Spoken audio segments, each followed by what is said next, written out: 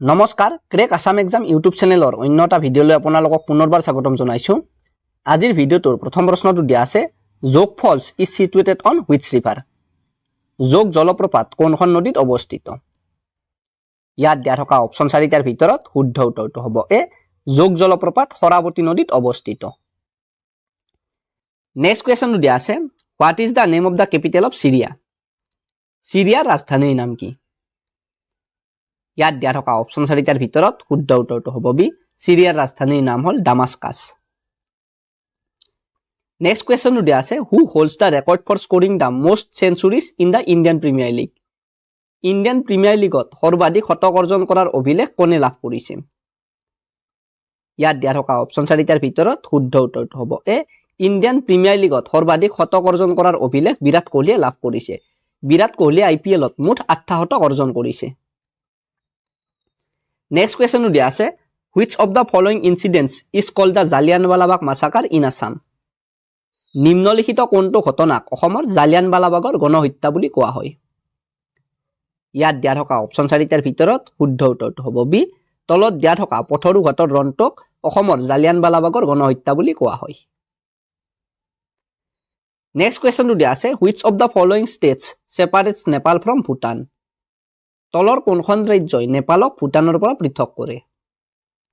ইয়াত দিয়া থকা অপচন 4টাৰ ভিতৰত শুদ্ধ উত্তৰটো হ'ব ডি ইয়াত দিয়া থকা ছিকিম ৰাজ্যখনে নেপালক ভূটানৰ পৰা পৃথক কৰে।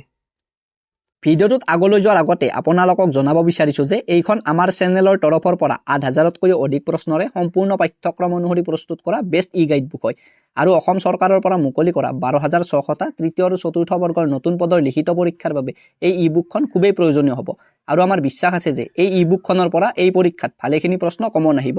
গতিকে যদি আপুনি এই ই বুকখন ডাউনলোড কৰিব বিচাৰে তেন্তে ডেছক্ৰিপশ্যনত দিয়া থকা লিংকটোত ক্লিক কৰি অতি কম মূল্যত ডাউনলোড কৰি ল'ব পাৰে। ধন্যবাদ।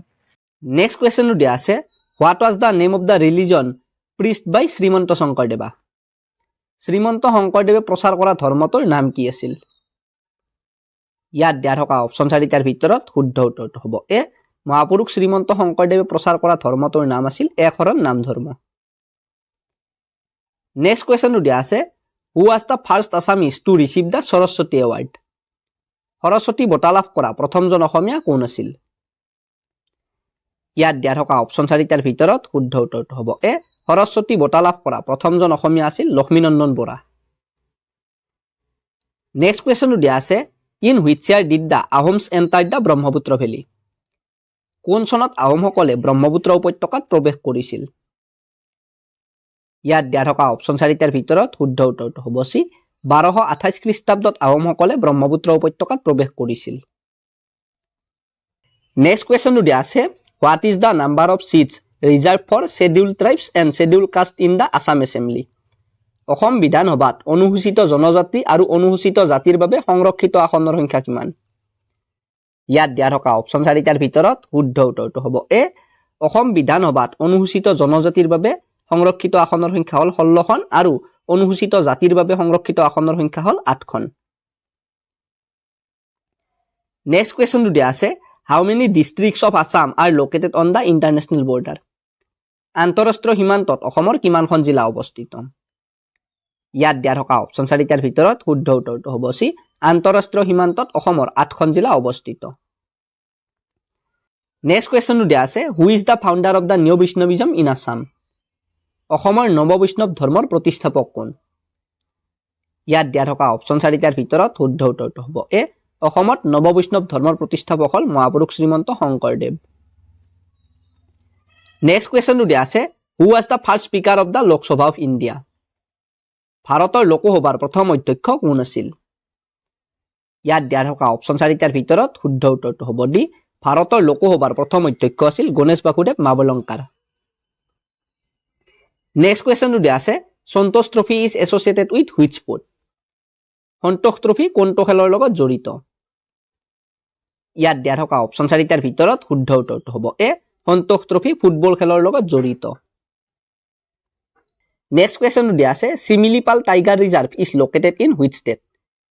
চিমিলিপাল ব্যাঘ্ৰ সংৰক্ষিত বনাঞ্চল কোনখন ৰাজ্যত অৱস্থিত?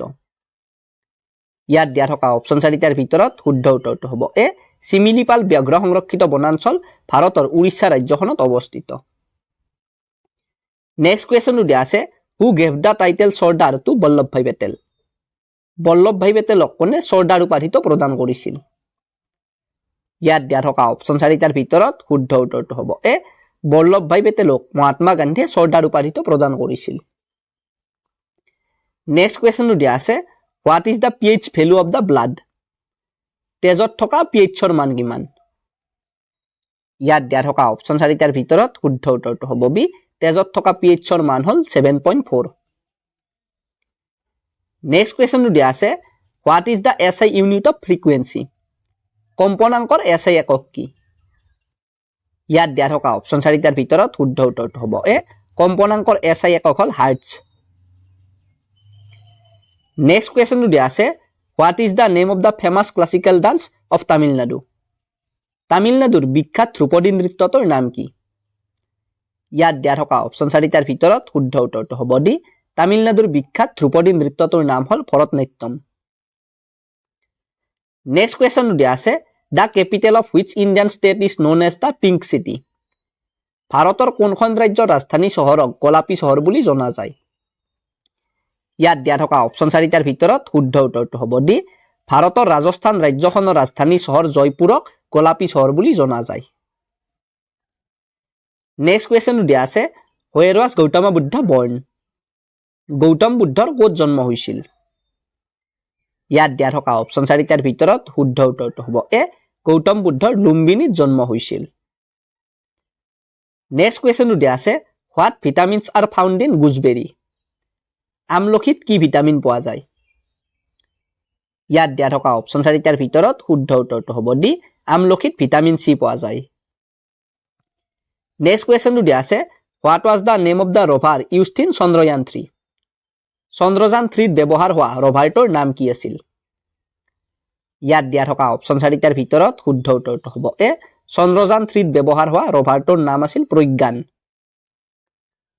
নেক্সট কুৱেশ্যনটো দিয়া আছে Pongal is the name of A festival in which state Pongal কোনখন ৰাজ্যৰ এটি উৎসৱৰ নাম ইয়াত দিয়া থকা অপশ্যন 4টাৰ ভিতৰত শুদ্ধ উত্তৰটো হ'ব এ পংগল ভাৰতবৰ্ষৰ তামিলনাডু ৰাজ্যখনৰ এটি উৎসৱৰ নাম নেক্সট কুৱেশ্যনটো দিয়া আছে what is the name of the device that measures atmospheric pressure বায়ুমণ্ডলীয় চাপ জোখা সঁজুলিটোৰ নাম কি ইয়াত দিয়া থকা অপশ্যন 4টাৰ ভিতৰত শুদ্ধ উত্তৰটো হ'ব বি বায়ুমণ্ডলীয় চাপ জোখা সঁজুলিটোৰ নাম হ'ল বেৰোমিটাৰ